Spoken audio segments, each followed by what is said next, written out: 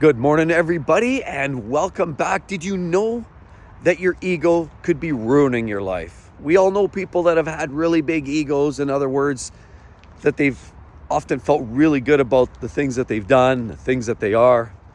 They like to call themselves the big kahuna, the big dog, whatever. They consider themselves, top pops, and they feel really good about that. Now, self-esteem is important that we feel good as well, that we have internalized, our own self-worth. We've got to know that we bring value to ourselves primarily, as well as to our friends and family. And there's a sense that, value is always good. Value add is always a win. But, having a big ego, extraordinarily big ego, is the very thing that often ruins lives. What I've seen in people, in my past and in my life, or people around me, with extraordinarily high egos. I give you some examples because these things, clearly you look in retrospect now and you see people that have, in my mind, in my opinion, often have led down a path because of chasing the ego stroke, so to speak, or try to be the big dog. They've often satisfied nothing but their own ego in doing so. And so the idea of having a large ego does a lot. And I've seen this. And some of it is things, for example, when you're the big dog, you don't be driving up in a Chevy Chevette or a small little car. The big dog always has a big SUV, the big full-size truck. The big dog always has to put on the show. And I've seen this time and time again. The big dog, unfortunately, sacrifices their own, their own well-being. They sacrifice a lot of time. They sacrifice money. And often in doing so, you're deferring or delaying the opportunity to do things that really matter. And some of which could actually be, again, spending time with your friends and family. Retiring is one of those big things. It's one of those life-changing events. And, I've been reading a lot of kind of comments and watching the news and trying to understand what makes people tick. And also why some people, by the time they're 60, are in such a good position to retire, and yet others are at 70 and often aren't. Now, health can play a factor, 100%. And so sometimes challenges like that are going to create major hurdles in retiring. And I empathize when I hear these. I get it. I understand. That's not easy. Other challenges are things like divorce. Divorce can cause a lot of hiccups in the giddy up, if you will, that are going to slow people's progress down in terms of retirement. Person gets divorced at, say, 45, 50, trying to rebuild from that point. It's hard. I get it. I actually have a lot of friends that have kind of gone down that path.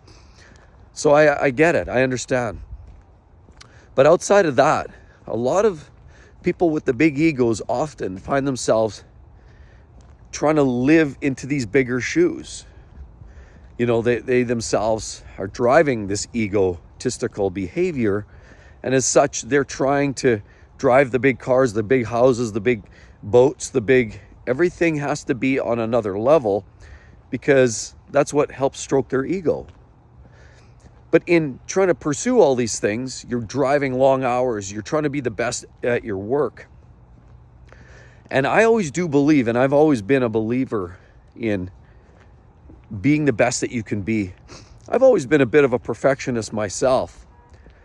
But I don't think it's good necessarily at the expense of everybody else, where you feel that you're sort of looking down on everybody and your ego is putting you on this bit of a pedestal. And I think there is a little bit of that goes on when people have a large ego. They just tend to try to, like I said, fill those shoes, drive the big pickup truck or SUV, buy that extra big house.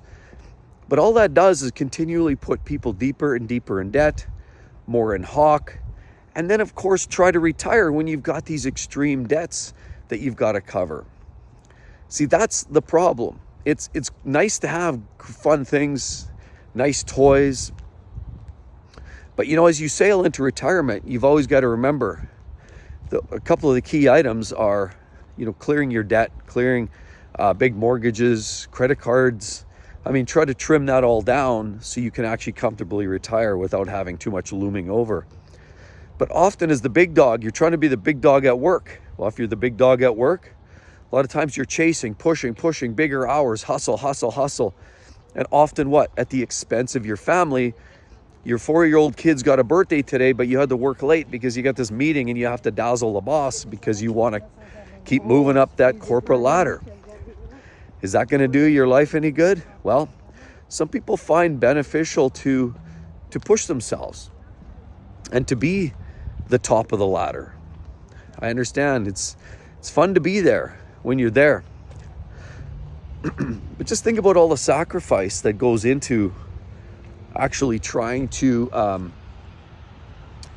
get there. It's one thing to get there. It's another thing to stay there. It's even harder to maintain it. But the road up the ladder to become the big dog, where everybody acknowledges that you're the big dog, often means you are sacrificing a lot of your own time, personal time. I've seen so many people where they didn't have time to spend with their family. Again, birthday parties, holidays, a Sunday afternoon at the beach together with family day, but you decide you better go into the office and take care of that extra line of work so you can be ready and prepped for that meeting on Monday morning. We all know those people that are kind of doing that. Now, I do believe, and I've lived part of that too. I think all of us in our corporate worlds or in our life during our working career often find ourselves in those situations where, you want to be prepared, you want to be professional, you want to do the best that you can, you want to present well. If we care about our work, we do that. But there's a point where you sort of kind of take a second look at this and say, well, wait a minute. Maybe you have been hustling for the last 20 years. Maybe you've seen yourself passed over by many new job opportunities. Maybe you see younger, newer staff blowing by you in terms of opportunities. Whatever that is, there gets to be a point where maybe you've blown all that time, but your ego has kept driving you forward. I've seen this too much. I'll give you another example. A gentleman that I know, and I spoke of him before, he passed away so sadly at 65. He was this guy, he was upper level from me, and he was always the person that everybody went to for advice, for solutions, for troubleshooting. And he was always the big mustache guy. He had all the answers. He was very gruffy, very old school. Good guy, but very old school. But he was the king of the castle in his workspace. He had a ton of people reporting to him indirectly or directly below. He had a lot of horsepower, and there's a lot of respect for him in the organization because he had been around a long time, and he got the job done, and he did what he said, and he said what he did. So he garnered this reputation over many, many years. The unfortunate part was, from a lot of people's experience with this gentleman, was that it didn't seem like he could ever let go of that, because it got later up in life and he was hitting those, nobody really knew, he never admitted, but we all knew, based on the way a person looks and all of that, and the way the person responds and acts and some of their experiences in life, they start to date themselves a little bit. And we all put it together, 2 and 2, and we figured that he was probably pretty close to his mid-60s. And so we knew retirement was looming. We knew he had so many years in a company. We knew he had qualified for full pension. And so everybody asked, why is he still working? Well, because everybody was stroking his ego. He was always one of these guys that was there before everybody rolled in, so he could see everybody roll into work. He was always around to answer these questions, which was great. He was a great leader. But the fact is, he never wanted to let go of that. And because he never wanted to let go of that, He needed that ego. He needed that ego being kind of massaged every single day, because eventually, once he retired, he pretty much knew that he didn't have the whole, sitting on the top of the king of the castle piece anymore. He just wasn't that, because when he left work, his ego went with it, because now at home, as in many households, you're no longer the boss in your household. Often the spouse is kind of, calling the shots, and you say, hey, did you vacuum? Did you get this cleaned up? Hey, can you fire up the barbecue? And all the directions start flying, but you're no longer the top of the pop. You're just like everybody else. And so that's a big part of why we perceived him hanging around. I mean, he didn't need the money, clearly. I mean, it was pretty evident that, a moderate house paid off, toys paid off. He had massive pensions, collecting a big paycheck. Everything was in place. Why did he stick around? Well, in a lot of ways, it was clearly an ego. This ego that, as long as he was there in the work environment, he was the top pop. He was the big kahuna. He was the big dog. And that's the situation a lot of people get wrangled up in.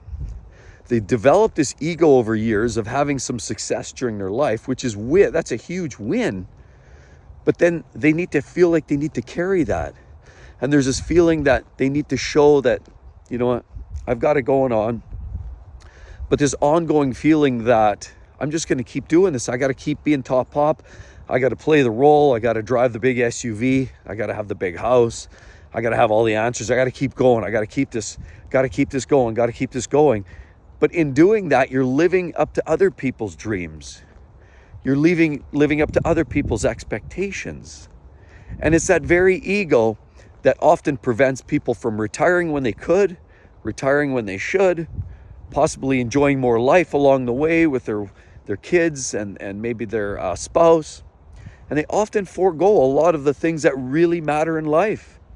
And there gets a point where, at least I've seen, where you just sort of have to draw that line in the sand. And I too had that aha moment. I did. I had that aha moment where, and I would say that was for me probably, I would say that was probably around 47, 48, where I sort of had that aha moment. I'm done. I'm on the last rung. I'm looking up and there's all these feet stepping on my knuckles, but I'm not going up any further than I'm at right now. And I knew that was it. I felt like that was all there was. And I know I sacrificed a lot of time along the way to try to satisfy possibly some of my own ego and try to build into the expectations of what other people had as well. And I just realized there was that moment in time where I had this flash. I woke up one day and I realized, wait a minute, this doesn't really matter. I've missed a few events. I've missed a few things along the way. And in some ways, you could say I've made sacrifices and compromises to my own life. And looking back retrospectively, and everybody's going to go through their own situation and their own path in life, but looking back, I know that it wasn't perfect. Now, I believe in no regrets, and I think, honestly, a lot of people just need to enjoy life, make the best of it, and we all got to have fun. And, it's nice to have that fun car, and it's always nice to have that nice, shiny new house with the fancy hardwood floors from wall to wall, and it's always nice to have those new things. But I'll tell you what's nicer. And my experience here now in this last few months is it's even nicer not having those massive debts, trimming the debts down, not having, these big expectations. Oh, you've got to have this deliverable. You've got to have this report done. You've got to do this presentation. I don't have to do any of that. That's the beauty. And when you hit that moment in life and you have this realization, your ego just sort of evaporates and none of it seems to matter. And I truly now feel blessed that I'm now spending more time than I ever have with the family. I'm enjoying doing the things I want to do. And I don't have to live up to some phony, false expectations that people have delivered to me. I went out with some friends on the weekend and we had such a candid conversation. It was heartwarming. I am not going to lie. It was a great chat, really good heart-to-heart talk. And I threw it all on the table. And honestly, it was so liberating to really express how a person feels, because when you're going through your corporate life or your work, you always feel like there's a bit of a muzzle on. At least that's the way I felt. You better muzzle that guy. Because if you don't muzzle, if you don't say the corporate speak, if you don't do the things that they ask you, if you say something out of turn that doesn't sound like the typical corporate language, you're going to be ostracized. And I was, and I knew it, and I saw it, and I felt it. So none of that matters anymore. And the sooner that you figure out that ego is either driving you or not, and you know how to make that differentiation, the better quality of life you're going to experience. And that's truly where I'm at today, loving life, enjoying it way more than I ever have. I'm way less high strung. I feel healthier. I'm walking, I'm exercising, I'm eating better other than this coffee. Life is good. But people that seem to let that ego drive them, they won't be free, and they likely will struggle getting into retirement until that ego is gone away. That ego is what's hurting a lot of people, trying to live into others' expectations, trying to be the big dog, and as well, hanging on for dear life. I'd love to hear your thoughts on that. Do you feel like that's one of the major drivers for people not retiring? Because that's my perspective on it. Other than financial, of course, we know that's a given. If you can't afford it, that's one thing. But if people can't afford it, what's driving them to not retire? I'd love to hear your comments. Please drop a line. We'll talk to you all real soon. See you then. Bye-bye.